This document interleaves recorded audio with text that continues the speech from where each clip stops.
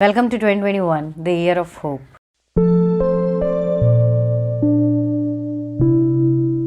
Hello friends, this is Meenu. Welcome back to my channel StoryTale. Today I'm going to be talking about my least favorite books of 2020. 2020 has been good in terms of books for me. I have loved so many books this year and I've actually got to find my love of books this year because of the pandemic. I know that was a very rough phase for everyone, but still I've got to find my love for reading this year and I'm actually glad for it. I've also got so much time to read this year and I've also been a little bit lucky in terms of books because there are so many books that I've enjoyed this year and very few that I did not. That is why this list is going to be very short. I have only 5 books that kind of disappointed me more. I didn't hate this book, but it was kind of disappointing to me. Most of these books are very popular and have been hyped so much, and I think that is what went against these books because I had such high hopes for these books and that did not go well for them because these books are either very boring or something that totally went off from what it was meant to do. The plot line or the story did not come across as good as I was hoping, or maybe I would not have picked these books if they weren't so popular. So I guess there's no winning situation with these books anyway. So I'm gonna start my list backwards. The 5th book is gonna be my least disappointing book and the first one is gonna be the most disappointing. The 5th book on my list is the most awaited book for a decade now. The book is Midnight Sun by Stephanie Meyer. We have read Twilight when we were teenagers. We have loved that book because it had kind of a nostalgia feeling to it.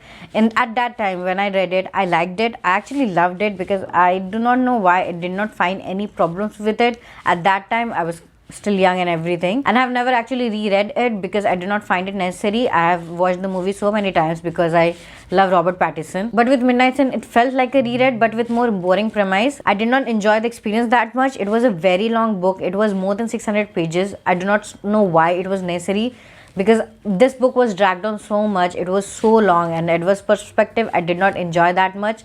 I like the whole nostalgia feeling to it, but that is all. It was so dragged on. I do not think I need to tell you a lot about the plot of this book because everyone knows Twilight, everyone have seen it or read it. Midnight Sun is actually Twilight, but instead of Bella's perspective, this is from Edward's perspective, and to be honest, I did not enjoy this perspective much because in the first book, Twilight, from Bella's perspective, Edward seemed a little bit mysterious and I liked that thing.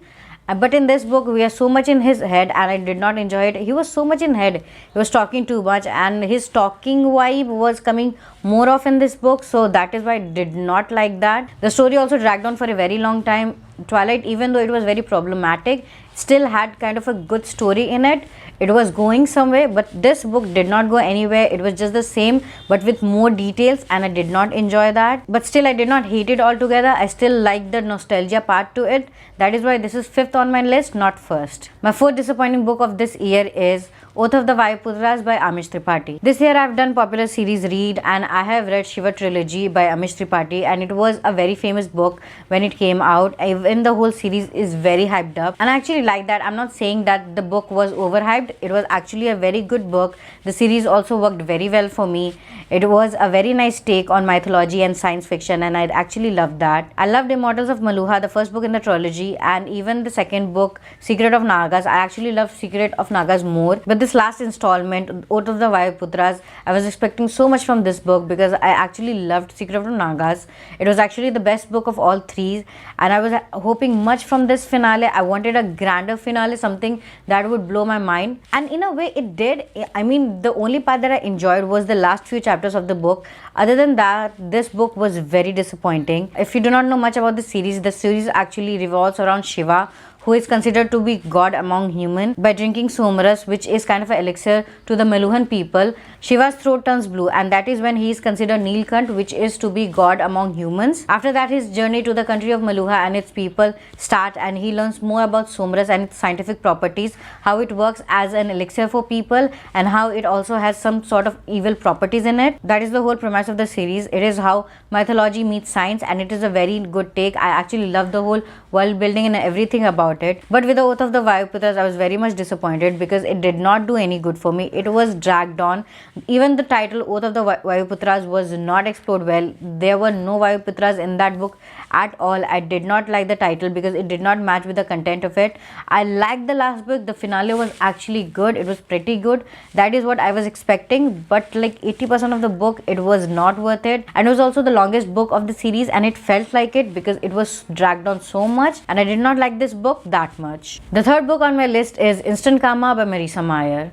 This book again was very disappointing. I was hoping so much from this book because I've heard so good reviews about Marisa Meyer and her Lunar Chronicles, and it is also the series that I want to read in 2021, and I'm actually looking forward to it. And this was her first attempt at a contemporary romance, but it was a fail, at least for me. The only thing that I liked a little about this book was the marine culture and everything associated with it, especially the marine animals. They were like cute, but other than that, I did not enjoy this book that much. It was not something that I expect from such a famous author, especially someone who I think is admired by most. And I wanted a little bit more. I do not know what I was looking for, but I was looking for something better than this. The plot of the book revolves around Prudence Barnett, who is kind of an overachiever, and she's also very annoying. She's very much uptight and everything, and I did not enjoy her character that much. But recently, she has got this ability to grant instant karma to people.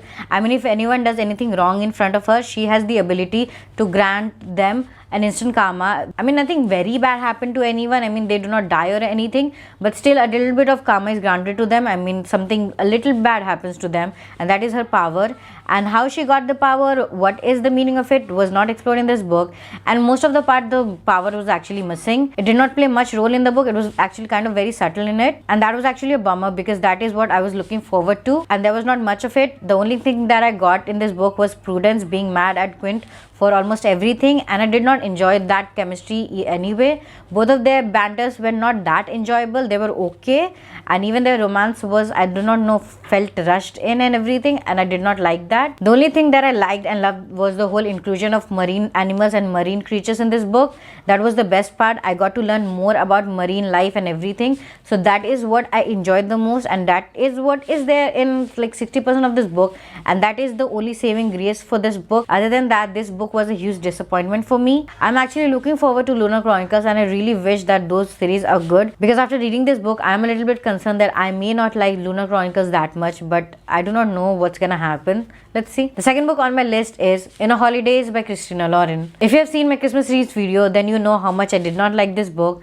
This was my least favorite book of all the books that I've read for Christmas. The worst thing about this book was how much overhyped and overpopular this book was. This was not a good book. This was not an enjoyable read. I did not like this book. The very little thing that I liked about this book was the Christmas culture, and that's it. Other than that, this book was something that I did not like at all. The story is about Maylin Jonas, who is having a very bad Christmas. She is not happy with her love life. She is not happy with her job, and she is not happy about the fact that the cabin that she loves and has been visiting every holiday is being sold. So that is why she wishes to the universe to show her something that is going to actually make her happy. The universe somehow actually listens and then sends her into this time loop where she gets to relive the holidays over and over again. Every time she tries to do a little bit different, but somehow the end result is always the same. But after 2 or 3 times that she gets stuck in this time loop, it stops altogether. I mean, after the last time, we do not see it anymore. The whole concept of time loop is forgotten altogether. The story just becomes about Maylin and her obsession with Andrew. The story shifts its focus from the time loop to this sappy romance, which I did not actually enjoy.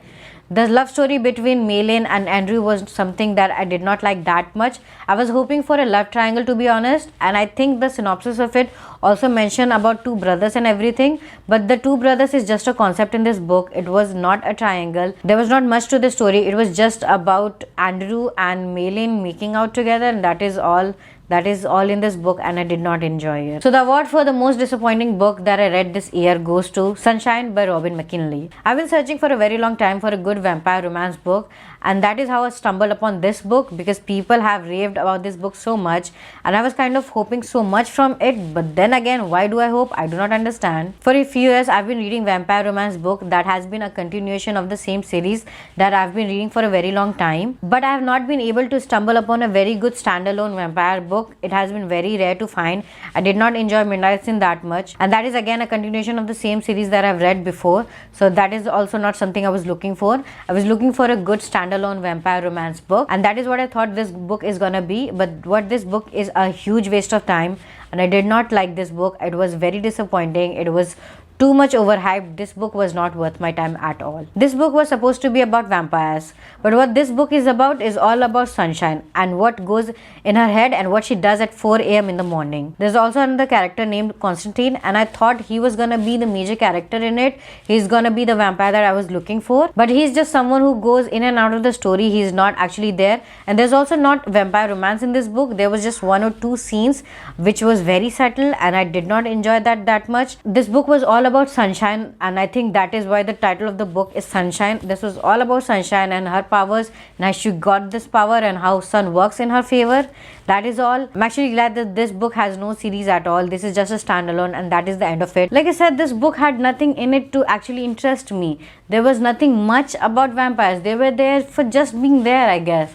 They were not explored well. I mean, this book could have done with a lot more story. It had so much of pages. If they would have just edited Sunshine monologue and everything, I would have loved it. She did not need to think so much. She did not need to talk that much. I do not know why she was talking that much. This book was so boring and so disappointing that I actually hated the time that I wasted on it. And this is again suggested as one of the best vampire books out there, and I do not understand why. I get it that everyone has their own personal opinion, but my personal opinion is that this book is not worth it. So that was the list of my most disappointing reads of 2020. I know that was a very short list because, like I said, I have loved so many books this year, and of course my list of the best book that I read this year is gonna be long. I think that is around 13 or 14 books. I do not remember, but I love so many books this year, so of course my list of disappointing books had to be very short. I hope the list remains short for the year 2021 too, because I do love good books. I love to read, and I do want to read some very good books, so let's see if that happens or not. Until then, do let me know what you thought of this video and what are the books that disappointed you the most. And of course, do not forget to like, comment, subscribe. And if you do want to know about my future videos, do not forget to click that bell icon too. Until then, enjoy 2021 and have a great year ahead.